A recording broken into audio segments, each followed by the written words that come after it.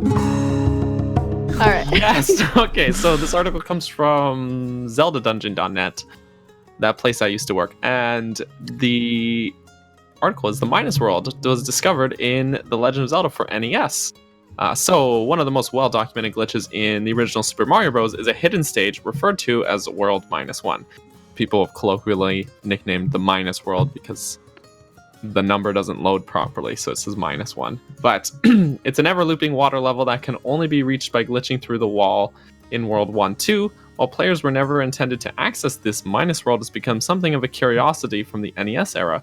While it would seem that Super Mario wasn't the only tentpole NES title that contains a glitched Minus World. Recently discovered by YouTuber SKELUX, a Minus World can actually be accessed in the original Legend of Zelda as well. The phenomena, which has come to be known as Minus World, such as the world popularly discussed from Super Mario Bros., is actually a hidden depository for in-game data. Apparently, several games from the NES contain their own Minus Worlds, and SKELUX has made it his mission to explore as many of them as possible. So the first Minus World on SKELUX's list was found in Legend of Zelda using a cheat device to allow Link to walk out of bounds and find a clever way around grid-based barriers in the game's code. This glitch sleuth was able to fully explore Zelda's Minus World. The Minus World, everything from the environment to the enemies to the NPCs all appear distorted and glitched out. What would you expect from a glitch world never intended for gameplay? SKELUX spends quite a bit of time exploring the Minus World, so be sure to check out his video, etc., etc., etc. So, yeah, basically, if you've seen, there's some really good Minus World videos about Mario. This is the only one I've seen about Zelda, but it is really cool to see because everything is just out of whack. It's like there's no rhyme or reason to where anything is. And there's like, you see Octorocks, but they're like the two halves of them are switched. So there's the inside on their outsides. Oh no! It's a mess, but it's neat to see because it's just basically a bunch of stuff that's just the game is like, oh, I gotta load something. There's a really funny part, actually. I have to skim through the video to find it here, but there's a part where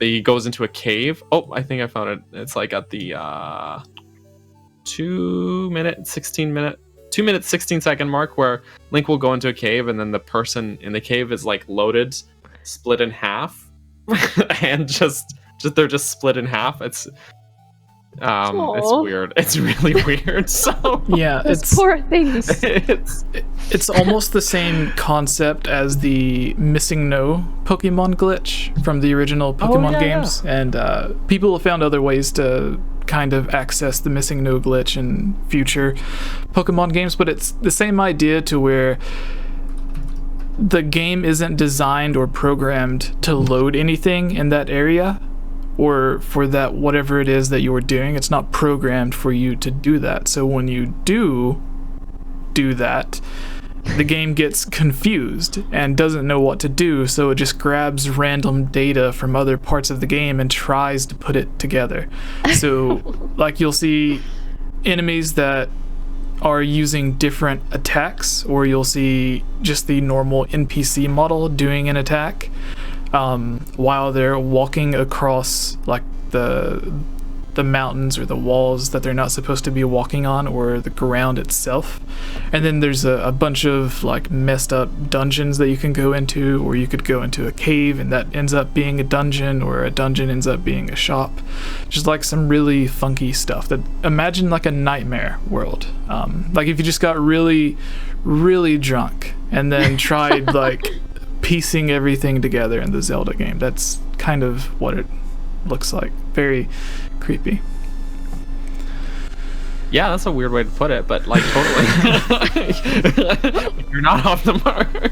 Yeah, it's not a useful glitch like some of the others where like you can get like items and stuff early, or like do a stronger attacks and stuff. It's not useful at all. It's just for fun.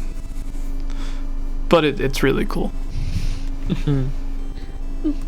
Yeah. Like I'm just getting this imagery, like since I said that, of just this programmer at Nintendo, and he's just wasted out of his mind, and he's just like clicking basically random stuff. I gotta finish the game. Yeah, it's like if they had the original Zelda and the same way that they had like Mario Maker or something, and they were just like piecing stuff together. Or- That's Yeah, basically like a Zelda maker, but then you gave it to a toddler and were like, make a level. that's the minus world. Terrifying. yeah. But it's interesting that the game's like 35 years old or something like that, and there are new glitches and stuff still being found for it. That like it took someone 30 something years to think, okay, how do I do this, and then do it, because this was something like most glitches are discovered by accident, but he purposefully went in to find this. So Because you wouldn't want to go in and on purpose. Like, well, I don't know. That's like you have to have a mission for that kind of thing. yeah. Yeah. All right, so do you guys have any ideas on this or any last thoughts? Or actually, since we're It's out of control. since we're already kind of on the subject really quick, do you guys have any favorite Zelda glitches that you have seen? Like the Swordless Link glitch and Ocarina of Time that lets you do a whole bunch of funky stuff? Fierce deity mask outside of boss rooms in Majora's Mask. Oh, yeah. Oh, that's Like pretty. the- Yeah. The only glitch that I good like time. really intentionally was like, I gotta do this. Yeah. So, yeah, you just walk around Termina Field and you're ridiculously OP. Yeah, everyone that you talk to is like they don't have They don't a have response programmed. dialogue. So like some of the people that you talk to, it's almost like Nintendo programmed them to like, if there is no optional dialogue, then it just like defaults to like whatever the creepy lines are, to where like you shouldn't have done this or something like that. What? Yeah, and then some of the people never did will that. some of the people that you talk to will like crash the game and stuff. But there was Yeah. I combined that glitch with another glitch to where you could have Epona inside Clocktown. Oh, did you ride on Epona as Fierce Deity Link? Yeah, that's no, the she's video small for that I that. ended up. Yeah, so like where Small. so I combined the two glitches to where I was playing as Fierce Deity Link, and the way that one of the ways you get Epona inside Clocktown is you save at an owl statue on Epona in like at the owl statue that's close to the ranch, and then on another game you save at the owl statue in Clocktown, and then when you load the game up, the statue or the save game inside Clocktown will be on Epona. Like it'll mix up like which save file is riding Epona for some reason. So you do that, but before you do that glitch, you have Fierce Deity in Clocktown saving at the owl statue. So when it loads up, it has Fierce Deity Link on Epona, which doesn't make sense at all. No. And he's like, She's too small. yeah, since his character model isn't made for it, like his legs are spread in a really weird way, and he's like hovering 3 or 4 feet over. I have to Epona. find this video now. This is on your Oh. channel? Yeah, I'll send Fierce Deity on Epona.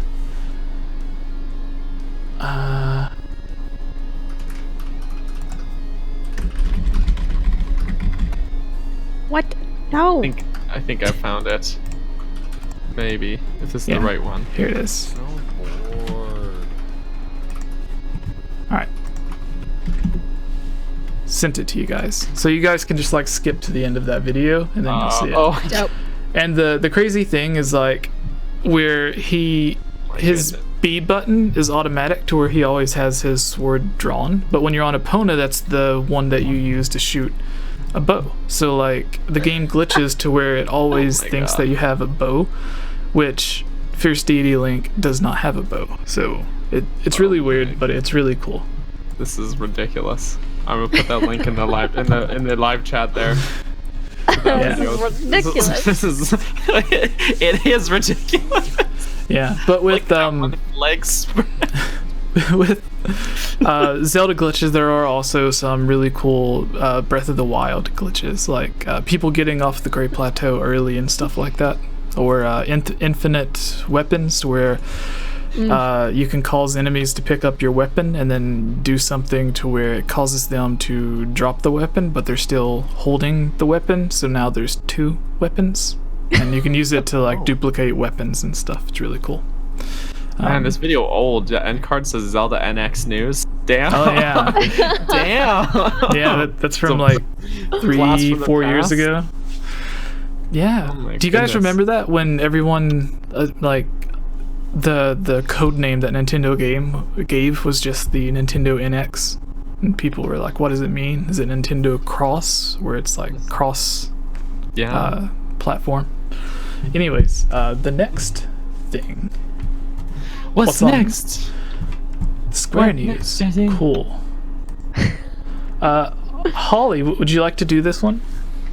Oh, what am I doing? So Do it. the way that you do it, you just like kind of introduce yourself, and then you like on this one, it's the Final Fantasy or the Square Enix thing. You would just be like, "Hi, my name's Holly. Today we're going to be talking about from Cinema Blend, Final Fantasy 15 developer wants to make a Zelda game," and then you would read like the No, first. I don't want to do it. You've already done it now, Jesse. You already done it. I'll just might as well continue keep going. as Holly.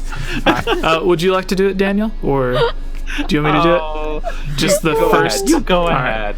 You go ahead. You do that. I'm gonna eat this Alright. quesadilla. Nice.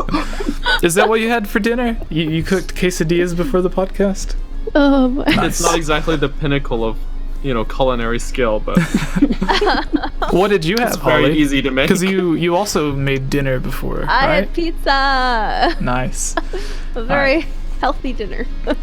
Hey everyone, it's me again, Elia Rose. I just wanted to say thank you so much for watching this video. And you know what? If you're a fan of videos like this, you should totally subscribe and give this video a like and comment below to let us know what type of videos you would like to see us create in the future. And if you would really like to support all of us here at the GameOverJesse channel, please consider purchasing a GameOverJesse t-shirt or becoming a Patreon at patreon.com/GameOverJesse, where you can receive many rewards, such as getting shoutouts, having any topic or theory that you select discussed on the podcast or made into its own video, having your question answered, joining on as a guest on the podcast, and playing with us during our Twitch live streams at twitch.tv/GameOverJesse, and much, much more.